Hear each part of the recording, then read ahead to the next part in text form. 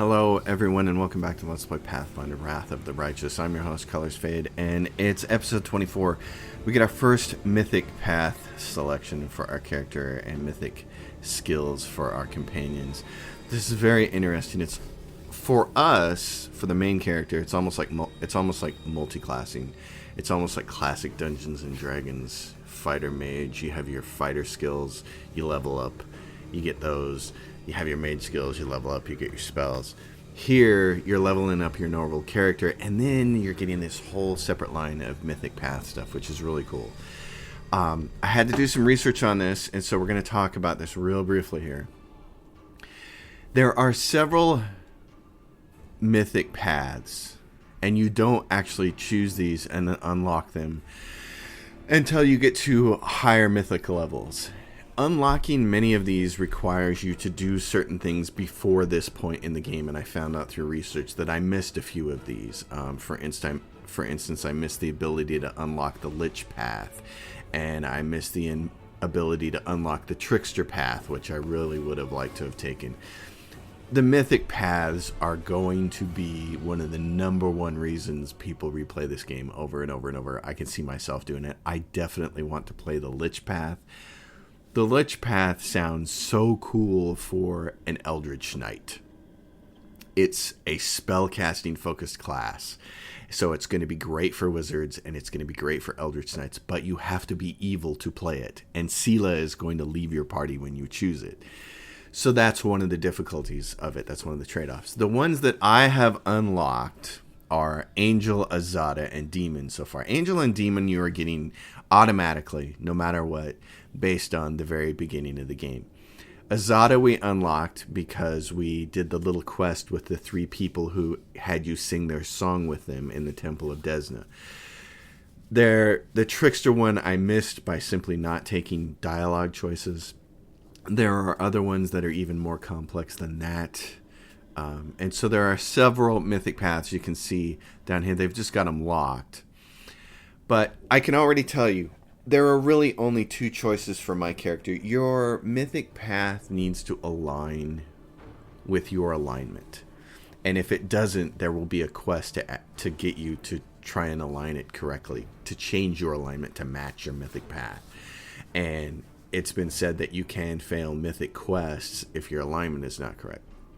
So I really only am going to have two choices, Angel and Azada, and this is actually going to be pretty easy. Angel is going to be great for paladins, clerics, inquisitors, anything like that. It gives you a holy weapon and you get a bunch of divine spells, and that's going to be pretty cool. Azada is really like being a bard. It's like being an overpowered bard. You're going to get songs, but you're also going to get a bunch of really neat skills that kind of it more closely fits a fighter mage or an Eldritch Knight, I think, than the Angel class does. So I'm probably going to be going that route when I get there. You get a pretty neat pet and some other stuff. Neither one of those classes is what I'd consider perfect for an Eldritch Knight. I think they would both work, and I may change my mind before I get there. But since we're level 1 Mythic Hero, all you can do is take Mythic Hero. So you click that. Now, you have these first ascensions. And I want to say the Azada, let's go back.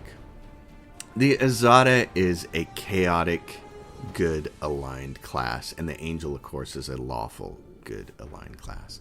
So that's another reason I'll be choosing probably the Azada, because my character is far more good than lawful. So chaotic good kind of fits me. There's some really cool... So this first ascension does not affect your Mythic Path at all. You can take any one of these that you want. Certainly, a bit of fun sounds really neat because it grants you a mirror image spell, but we have mirror image and we're actually going to get more uses of mirror image. So I'm not going to take that. Close to the Abyss gives you a pair of horns and gaining a gore attack, which we just had from that Minotaur fight that we did. He had a gore attack. Really, the only reason I would play this is for role-playing purposes if I had a barbarian. Close to the Heavens gives you a ray that is going to allow you to heal allies. And if you target a foe, it's a touch attack and you do some damage to them. The second rank of this, the reason to get it would be for the immunities. You gain resistance to acid and cold and immunity to petrification. And you can summon a spirit paladin. I don't think that's probably the most useful thing for us. Dance Macabre allows you to channel negative energy. You can heal undead and hurt the living. I think this would probably go really well with the Lich choice, because you're going to have the ability to raise undead. So having the ability to raise them and then heal them would probably be really good. Instrument of Freedom, I want to talk about this one next, because it allows you to draw powers from Freedom, gain an ability to unleash a bolt of energy from Elysium itself. The bolt deals 2d6 plus 2d6, 4d6 plus 2d6 per mythic rank of damage to enemies. If used on allies, the bolt charges their attack weapons for a couple of rounds. It's neat offensively, and it almost feels like something that I absolutely should take as an Eldritch Knight, because it does more damage, but it's a separate thing. And so it doesn't, if it affected my weapon, if it was like a swift action and it affected my weapon, it'd be great. But since it's this separate bolt thing, I'm sure I'll try it on a playthrough. The one that seems really in keeping with an Eldritch Knight and with being really useful probably is this one. Mythic characters that draw their power from law gain an ability to force reality upon enemies around them. Every enemy in a 30-foot radius around the mythic character is a target of a greater dispel effect, affecting only abilities of Illusion School. That's not a big deal, but of course there are a bunch of skills in Illusion, like, blur and all that kind of stuff. So it dispels all that. On the second rank, the mythic character gains the ability to fix hindering abnormalities on his allies. One ally in close range is the target of a greater dispel effect, affecting all negative effects. This is going to allow you to save your companions from stuff. The caster level for these abilities is equal to your character level plus your mythic rank. You can use this 3 times per day. I like that a lot, so that's what I'm going to take. And then you start to get these really neat abilities, and so many of them are just really cool. There are a bunch down here that are locked out, and there are some level up ones. As an Eldritch Knight, one of the most, I just want to run you through a couple of these, and then we'll talk about the Eldritch Knight. The Eldritch Knight Abundant Casting is going to be my choice, but let's run through some of these because they're really neat. Always a chance. You don't automatically miss when you roll a 1 on an attack roll. Remember that the way the game is set up, a 1 is an automatic miss, but you have bonuses. You get bonuses to your dex, weapon specialization, and all that kind of stuff. If an enemy has a low enough armor class, technically rolling a 1 plus all your bonuses could still hit them. But since the game's rules are when you roll a nat 1, it's automatically a critical failure.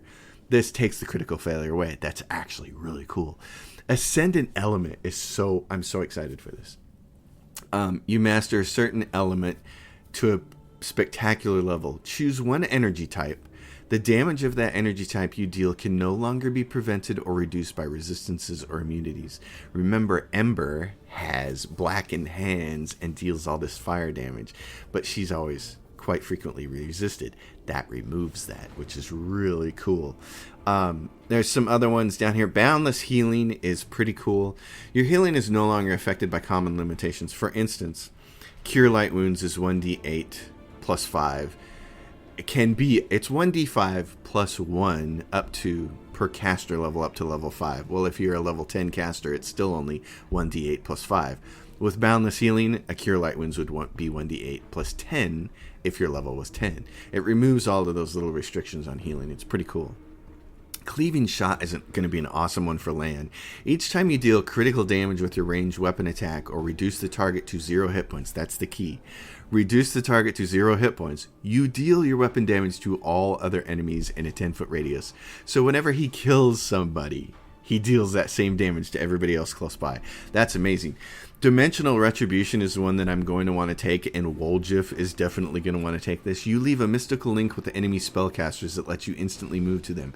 Benefit: every time you are targeted by an enemy spell, you gain the ability to teleport to the caster as a move action for the next 2 rounds.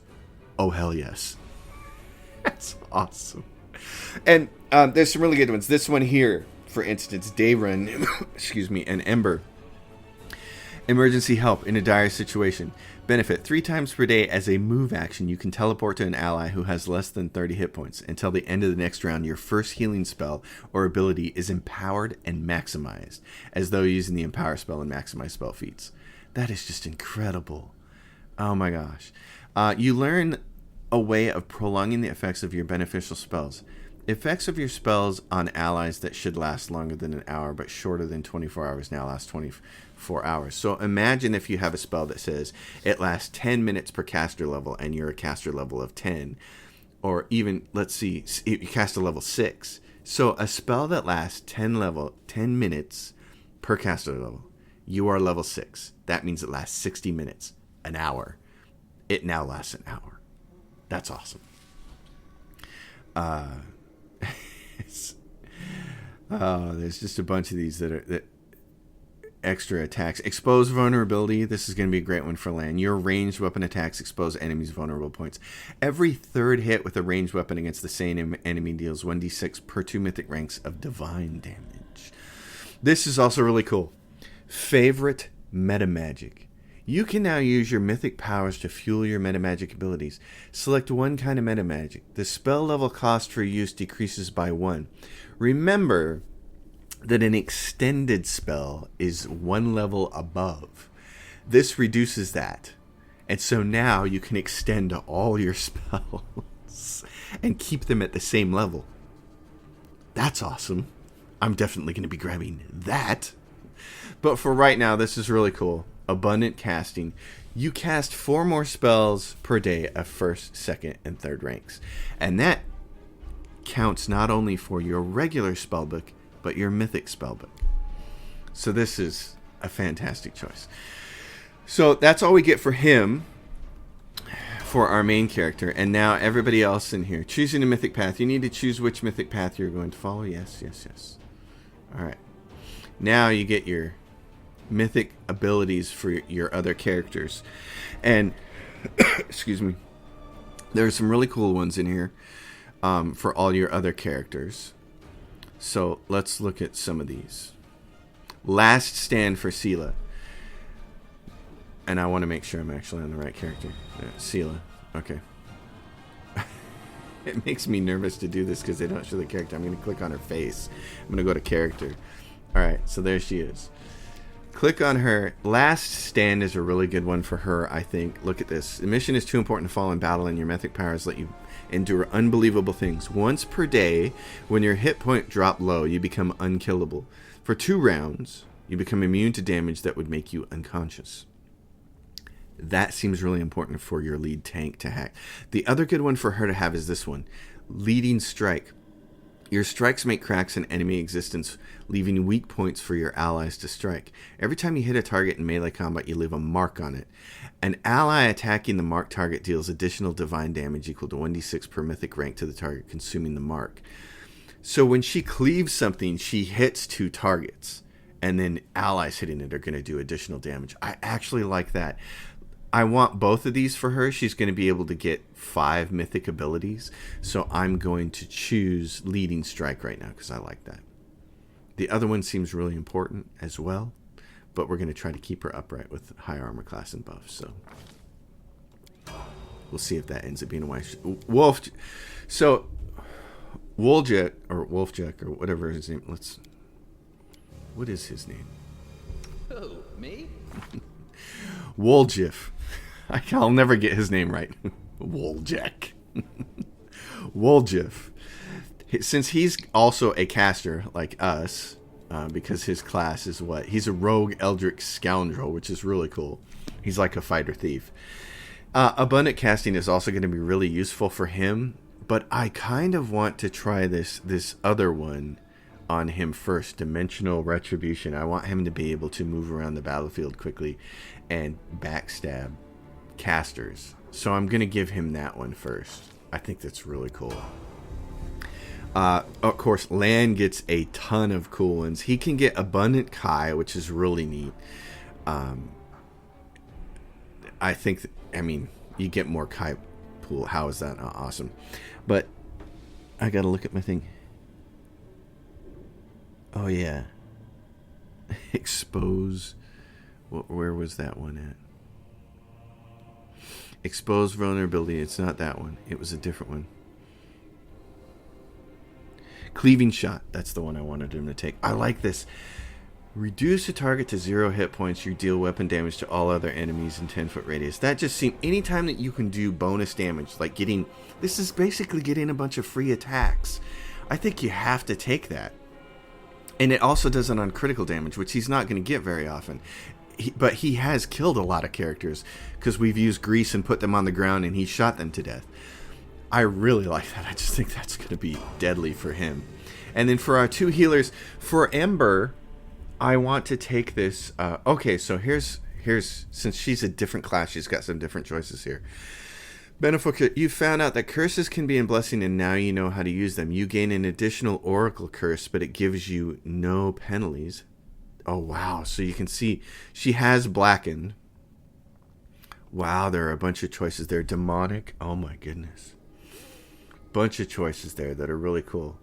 I still want to take this. Fire. Ascendant Element. The damage of that energy type can no longer be prevented or reduced by resistances or immunities. I just like that. I think that's going to be really fun for her. It's going to allow her to use all those fire spells effectively. And then for Dayrun, emergency help, I think would be really useful for him because he's a backline fighter. And so here's some really cool things. You can use a move action to teleport, and of course it becomes empowered and maximized. That is very cool. One of the other things I forgot to mention about this Boundless Healing is you can also alter your healing spells with a range of touch, close, or medium to increase its range by 1 category. So each spell has a longer distance than what it had before. For instance, if a healing spell was touch, it's now close. If it was close, it's now medium. If it was medium, it's now longer than that. This is incredibly useful, but I want to take the other one first, emergency help, and do that. So, neat stuff. I mean, this is going to be really cool. So let's exit and see what happens. Pick up the last of... Let's go see. Let's hope we can find a vendor soon and sell all this stuff. Alright. So just... Oh, and time passed 8 hours, so I wonder if it's taking us right back to the inn. That'd be cool if it did.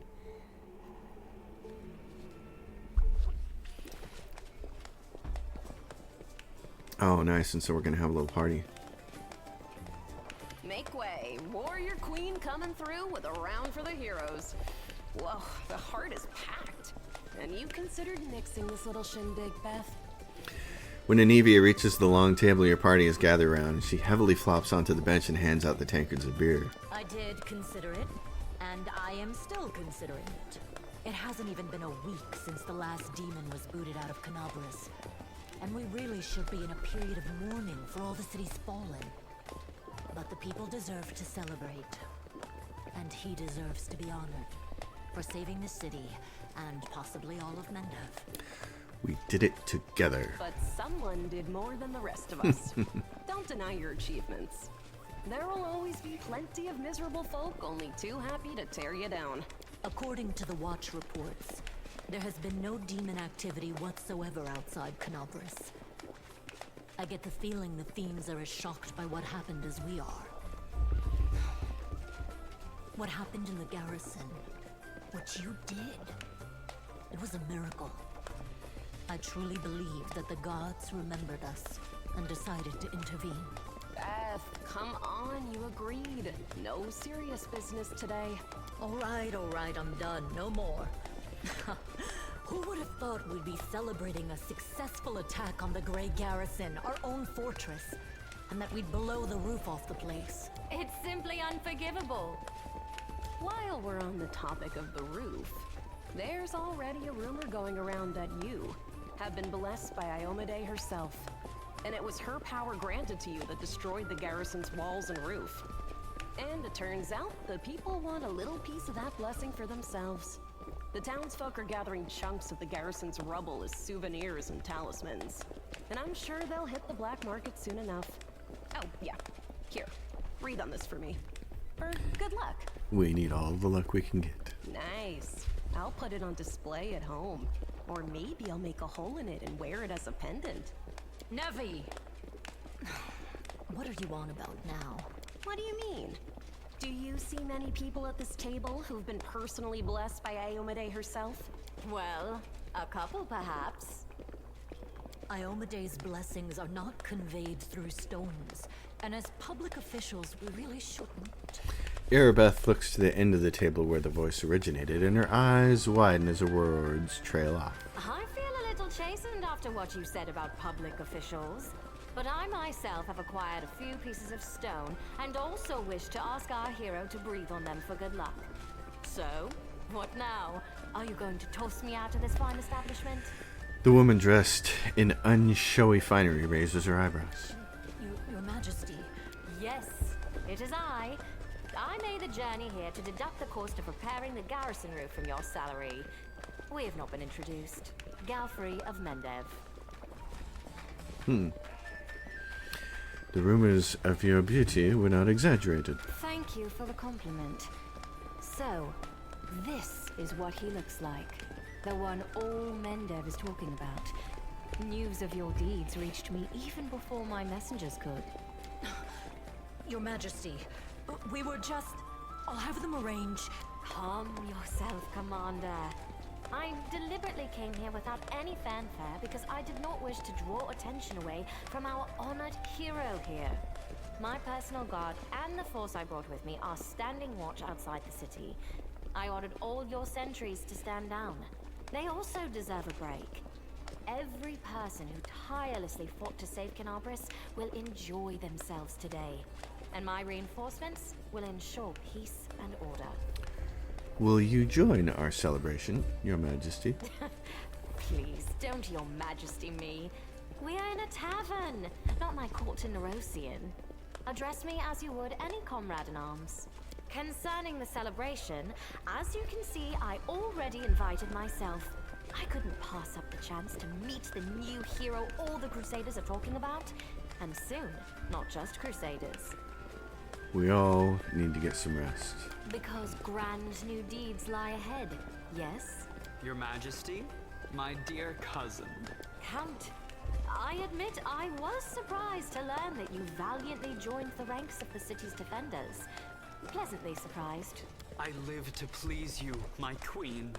My first thought when Daskari cruelly robbed us of noble Terendelev and half of Canabris' crusaders in one fell swoop was of you, my queen, and of how these events would weigh heavily on you. No one could have foreseen the demon attack, and we have so successfully held the defense here for 4 heroic crusades. I'm going to drown him in the nearest well this very night. I might help you. I value your dedication and your eloquence. I hope you will continue to aid our soldiers. Not a chance. You know that I am not made for the front lines. Excellent bash, but alas, I really must go. Important matters to be getting on with. A new shipment of wine from Kionin, and 3 beautiful creatures of the same provenance. But I will most assuredly come to say my farewells before your army departs on its campaign, which, wherever it may lead you, will undoubtedly be crowned with victory. I shall hold you to that, Count. And now allow me to devote some time to the hero of the evening. I did not come here solely to give you this chance to celebrate, but all serious discussions and official announcements can wait until tomorrow. I have big plans for all of you, especially for you. But I want to keep you in suspense for a little while longer, so I shan't say another word. Let us mark this victory. My first toast is to you, the hero of Canabris. Now, what are we drinking? What are we drinking? Everything. The fires of Canabris have died down. Now the army's path leads to the walls of Dresden, a fallen citadel that the Crusaders have been trying in vain to reclaim for 70 years. The new piece on the board might give their efforts some added momentum. Well. Oh. Canabris. What do we have here? I have a feeling we're about to get a promotion.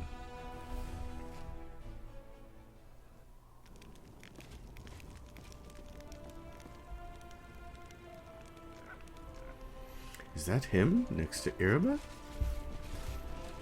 Yes, it is. Rise, warriors. It's me. Today is a day of sorrow and pride. Sorrow because we weep for our brothers and sisters who perished in Canobris.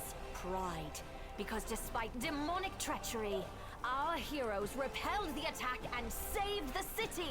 I, Queen Golfrey of Mendev, declare this day the first day of the Fifth Crusade. And I am glad to introduce the one who will lead the attack on the forces of the Abyss. The hero of Canobris, Knight Commander of the Fifth Crusade. Your leader from now unto victory or death. And now it's time to rest. Everyone is dismissed.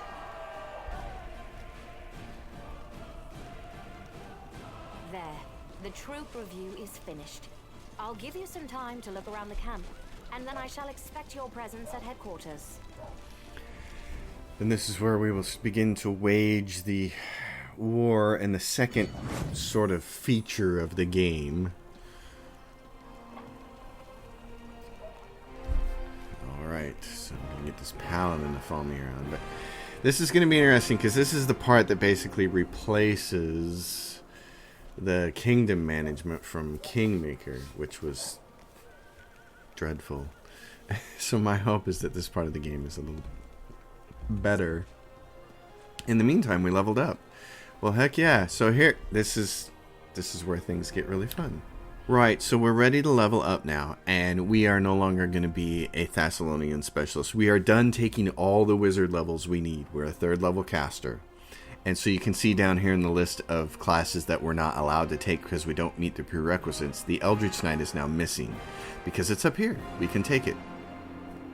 I want to talk very briefly about this. The Arcane Caster, the description right here. It says Eldritch Knights. This description is completely wrong. I would love it if Pathfinder would let me write this description instead. It says Eldritch Knights blend the abilities of fighting classes and spellcasters, hurling magic at the enemy. That's wrong.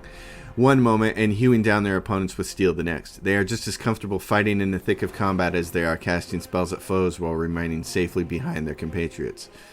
Also kind of wrong. Their versatility makes them valuable allies when the nature of an upcoming battle is unclear. No. So here's the thing. They try to sell this class as, I've got a sword in one hand and I'm going to cast a whole bunch of offensive spells in the other. Wrong. That's not what you do. And if you tried to play an Eldritch Knight like that, you'd get killed over and over and over again. What an Eldritch Knight does is cast, to play it the right way, in my opinion, is to cast a bunch of defensive spells. Mirror Image and Blur and all kinds of, and Haste and all kinds of other things. Heroism, stuff like that.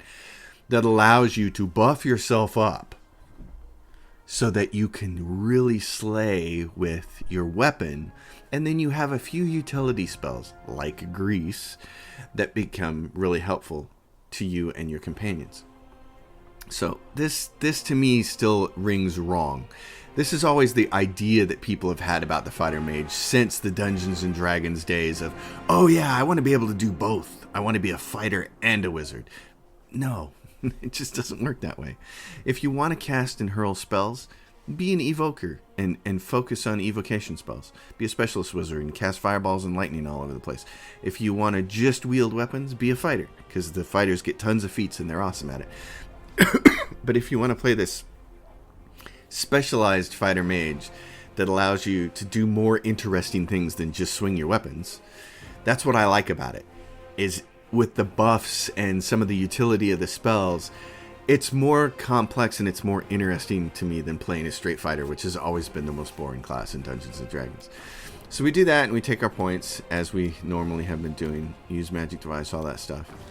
We get a bonus combat feat. So we've already taken proficiencies in the scimitar weapon.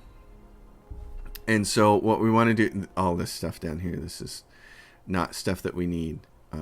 And weapon focus, which we already took for the scimitar, and we don't want to take that. What we want to take is power attack, and it's going to say no here. Here's the thing, and we're going to talk about this.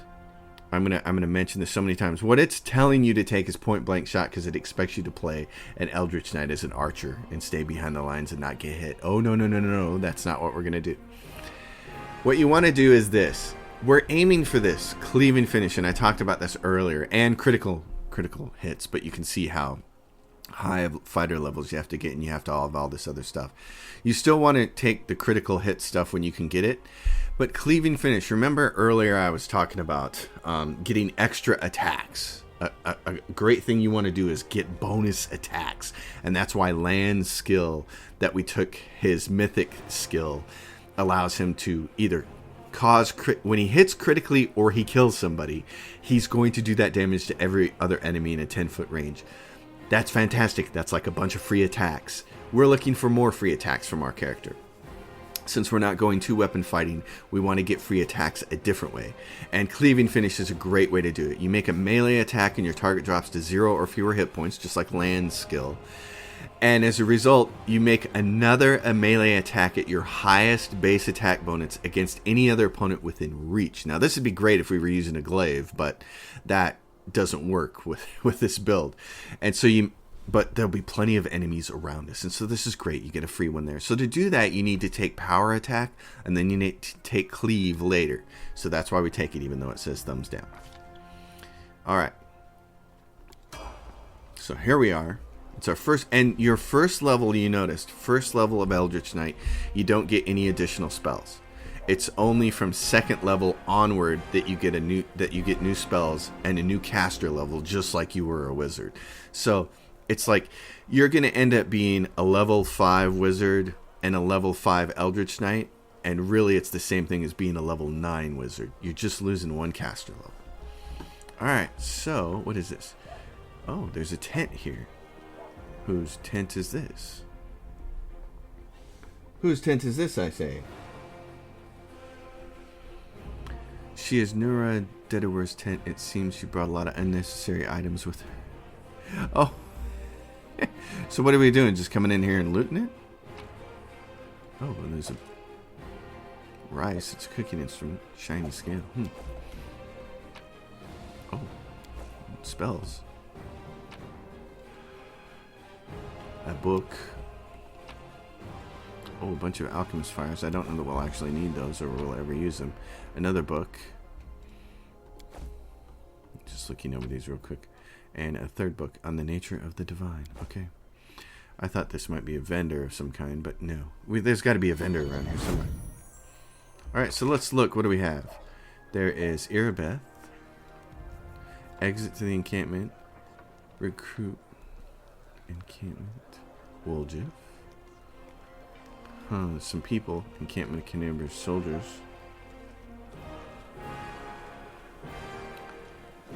Commander's tent. Lan. Alright, so what's over here? Horgus Gwyrm. Horgus Gwyrm is here. Horgus. Queen is expecting you, Knight Commander, so I shall not detain you. Okay, well, before we have to go do anything, I want to, like, sell all that stuff that we had. Oh, what's this? Dwarven War Axe. Heavy Flail. This bunch of junk. Okay. What's this? This is the chapel tent if we need some healing. That's nice. This is the field medic. We want some healing. That's nice. There's got to be somebody here. The beginning long run. Find the location of the recruits. Sela. Okay, more crusaders and recruits.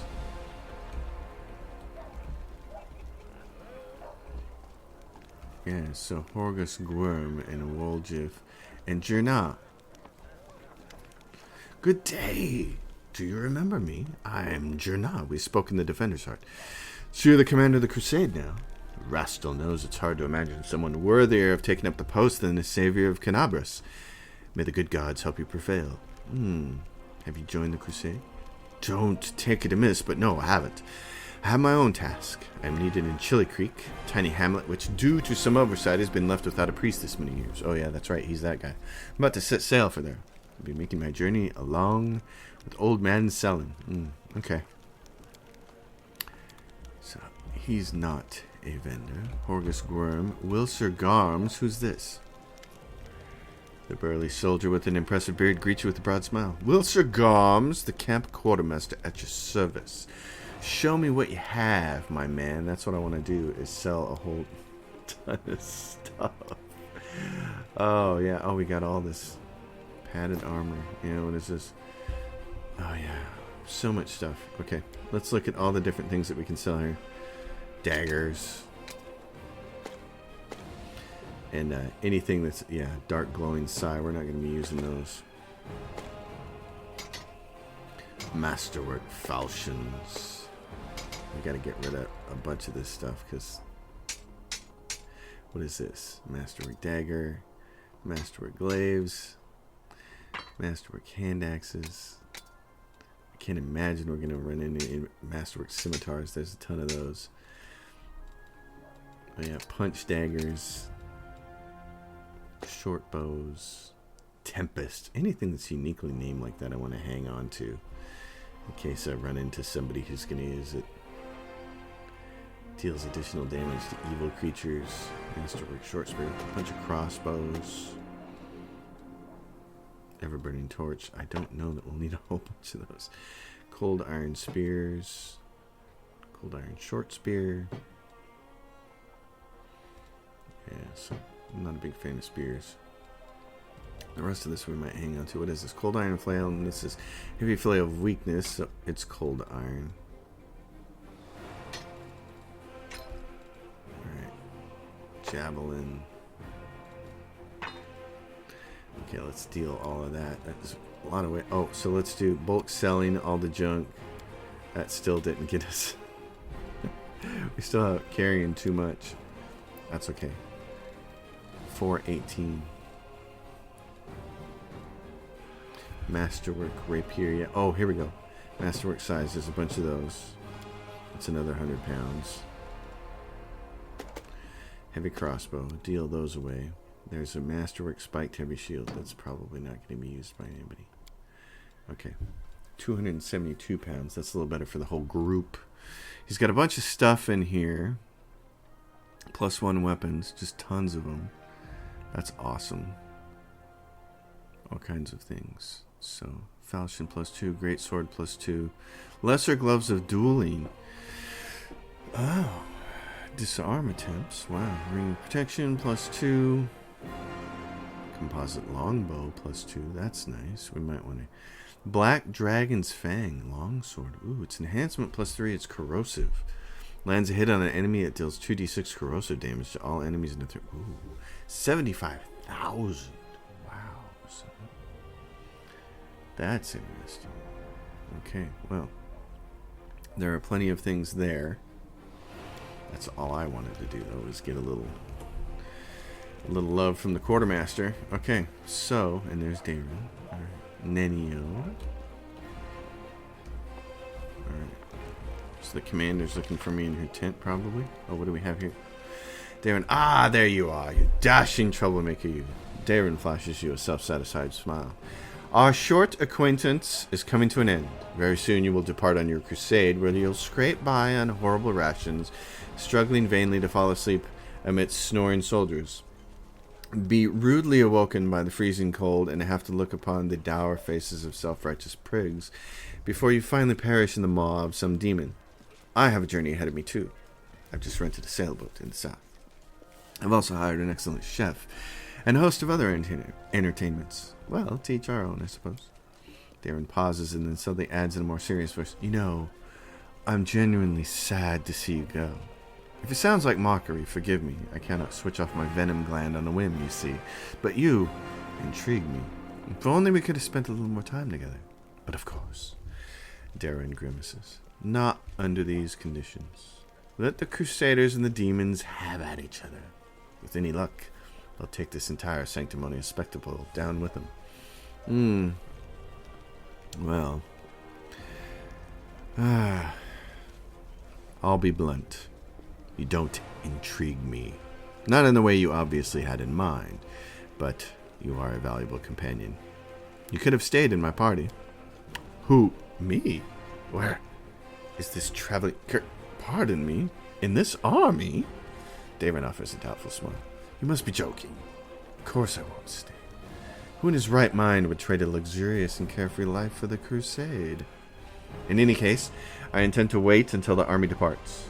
I do love a good send-off, especially when it is I who is staying and someone else who is heading off to meet a dreary and hopeless end. Sometimes it does one good to ruminate on the unfairness of life. Well then, farewell, Commander. I assume I shall be your most precious memory on this most disgusting and exhausting road to the pointless slaughter of battle. Or, if not the most precious memory, then at least the most stirring. Darren smirks before instantly losing all interest in you, or at least he pretends to. Well, Darren, who's this? Okay. So where am I going? I'm pointed in completely the wrong direction, I think. Field medic, yeah, I want to go to the right, Commander's tent. Over here. There's a bunch of tents over here. What is this? Tirabade's tent? The Commander's tent, okay. Commander, tell me what I'm supposed to do now. What are my goals? Who am I supposed to kill? I got Nura, Leoter Hawkblade, and Seosel. Oh. Queen greets you with a stare. She has dropped the pompous air with which she just announced the Fifth Crusade. The face of the ruler of Mendev appears calm and thoughtful. She has made a move and now awaits her opponent's reply. Commander, I'm satisfied with the troop review, but I do not expect they will be sufficient for the task. You will have to prove yourself a shrewd leader and hire the necessary troops with the provided funds. I have chosen a target for your campaign, and that target is Dresden, our lost outpost within the World Wound. The Sword of Valor was kept there, a banner that was once carried by Iomade herself. Our greatest relic was lost when the city fell. I should make one thing clear from the start. The Sword of Valor is no mere symbol, but a powerful weapon against demons. The holiness of the banner weakens them and robs them of one of their most dangerous abilities, teleportation. A forced march to Dresden awaits you. The Sword of Valor is kept somewhere within the Citadel. The demons probably think it's a hunting trophy. Its recovery is just as important as retaking the city itself. I hope the task is clear. I'm sending 2 specialists to help you, along with the soldiers. A historian, Nura Denduar, and a cleric, Soziel Bainik. One of the famous inquisitors of the Church of Iomade also wants to talk to you.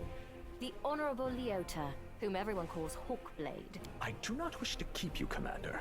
The matter I must discuss with you is extremely important, but it is not directly related to the Crusade. You no doubt wish to meet your new comrades and speak with Her Majesty. Therefore, I shall leave you now, but I ask that you seek me out in the camp at your earliest convenience. Hi! Listen, it's amazing here. It's like I'm in a ballad. There's knights in shining armor, deadly dangers, glorious feats. We are going to show those demons! I'm so tired of sitting in a library reading books about history. It's time I took part in it! Oh, I think this poor woman does CrossFit. I'm glad to help our cause, Commander. If you have some time later, I'd like to speak with you further.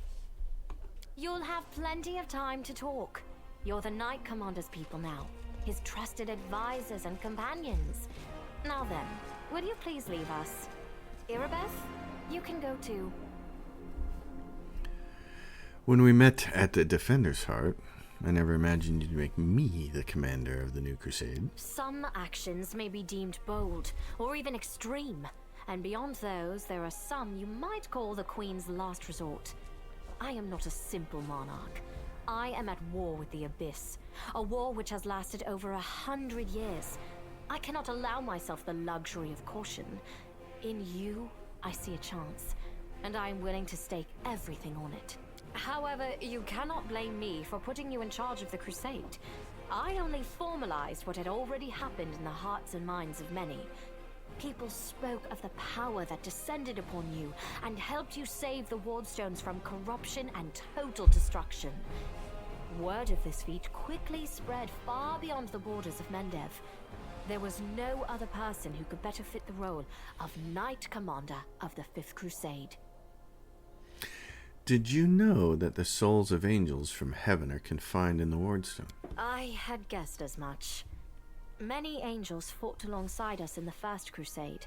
Heaven was unable to mobilize its full might to aid us, but individual celestials volunteered to fight for our cause. Then one day, they all vanished, saying that they were setting off on an important mission. Not long after, Iomede's herald erected the first Wardstone in Kenobris, and then the others in cities across Mendev. Even back then, I had nagging doubts, but my faith in Iomede easily assuaged them. It is for us to serve the goddess after all, not to question her works. I am a little troubled by the timeline there. When was the First Crusade? She had her doubts when the Wardstone showed up, but she says they've been fighting this war for 100 years. I need to do a little research there. Nevertheless, I am pleased that you solved the mystery of the Wardstone in Kenobris, and were able to save this gift of Iomede. It was a deed worthy of a Knight Commander of the Fifth Crusade. You should know I received an unusual gift in the caves beneath Kenabris. In a vision I saw the death of an angel called Lariel. Somehow he was able to grant me the ability to reveal the light of heaven. Lariel. I knew him. He disappeared shortly before the world wound grew, and Dresden fell into the enemy's hands. In the chaos, we had more important concerns than investigating the fate of a single angel. Even one so righteous and beloved as Lariel. And afterward, matters took a turn for the worse. The angels left us to go on their special mission. It is so strange to hear the names I used to hear when I was young, like getting a message from the past. It is sad news, but it brings me back to the times when we strongly believed in our victory, and we rushed headlong toward it without fear. Could it be that such times have come again? I have some questions about my mission to retake Dresden. Of course. I shall answer. What forces are at my disposal? Everyone we saw today at the parade. First among them, the Eagle Watch, who remain a powerful force thanks to Irabeth's resourcefulness. Also marching with you are several minor knightly orders, as the minor volunteer units like to be called. And finally, I have personally selected some recruits from Neurosian. They have little in the way of battle experience, but great determination and a thirst to prove themselves. I've always thought that an army benefits from at least one such unit. These forces, as I said, are not enough for a march on Dresden. You will have to hire additional troops with the funds that have been provided to you. But for a brave commander, and I hope you are one, that is just the beginning. If you retake Dresden, recover the holy power of the Sword of Valor, and gain a foothold in the region, then new armies will join under your banner. The Fifth Crusade is only beginning. Many battles and victories lie ahead. What about long-term goals? Do you know how to get rid of the world wound forever? Now you are talking like a real Knight Commander. However, answering your question is not easy. To win this war, we must bar the demon's way. There are a few planar rifts leading to the abyss across the territory we call the World Wound. The best specialists we could find have tried to close them on separate occasions, with no success, as you may have guessed. The World Wound is more than just a chain of portals to the abyss. We do not understand its nature yet. The methods of rift closure known to magical science simply do not work here. However, we have a hypothesis, and a rather well-grounded one, that we must begin at the source of the problem, the place where the World Wound was opened. The main rift lies through the city of Iz, and the Threshold Fortress, deep in the former lands of Socorus. We have never managed to fight our way so far and gain a foothold to allow the mages to explore the origins of the World Wound. So, the next step, after you succeed in Dresden, is an offensive push deeper into the World Wound, with the aim of reaching Threshold. The very threshold of the abyss. This has a very Elder Scrolls Oblivion feel to it, which I must say I like quite a bit. It's been decades and no one has managed to retake the city. What do you think we're different? We have a chance now that we haven't seen in decades. But it's more than that. You created this chance for us by foiling the demon's plans in Canabris. The army who attacked the city came straight from Dresden. Demon hordes from the Abyss are usually encamped there, but many of them perished on the streets of Canabris. We must attack swiftly, before they can restore their forces. When the city is free and the Sword of Valor appears before our soldiers, they won't be sending in any more reinforcements. Demons cannot teleport into an area protected by the banner of the goddess. I Wonderful. have no more questions. What are you gonna do?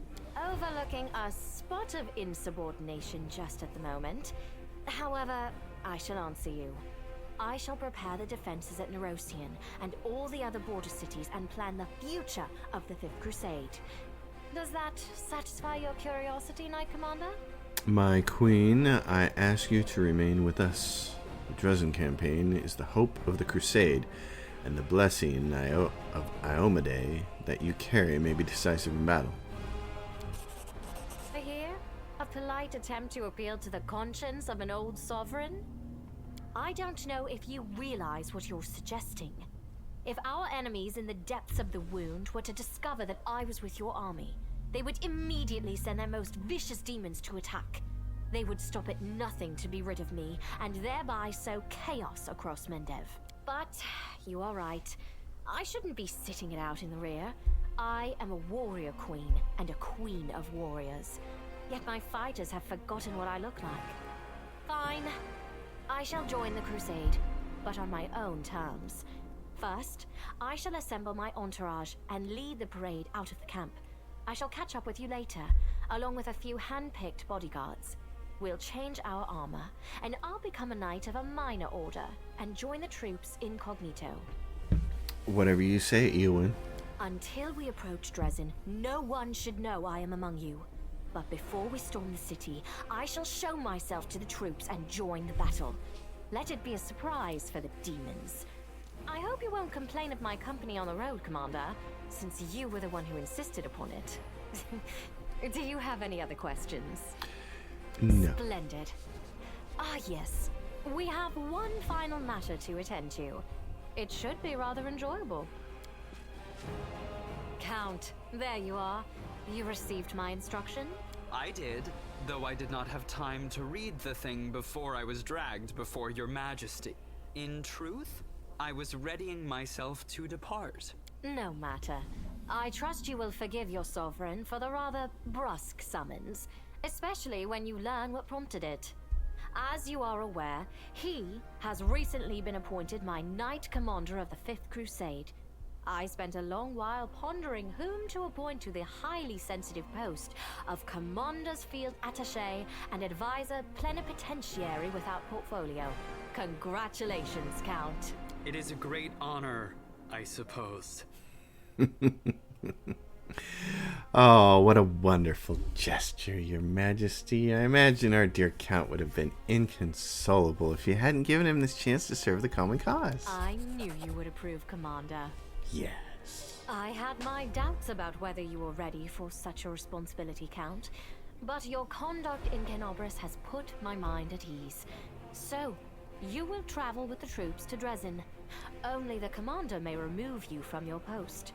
But I trust that you will dutifully fulfill his orders and make a good showing of yourself. Especially since word of your appointment, Count, will reach the court at any moment. All of Mendev's nobility will be following your successes in service to the nation, including all of your devoted admirers. I even heard that one bard with whom you are particularly friendly has already begun composing a ballad to honor your heroic participation in the crusade and your faithful service to the commander here.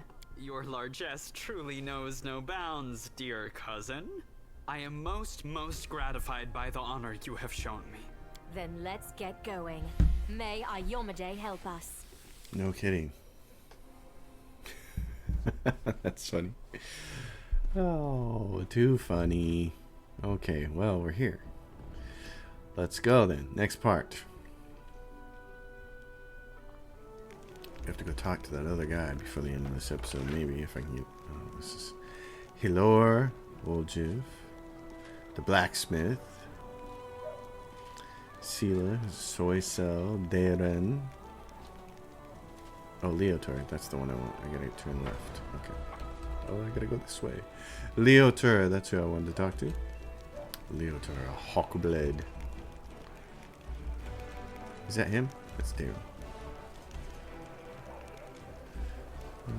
Where is he? I know the way.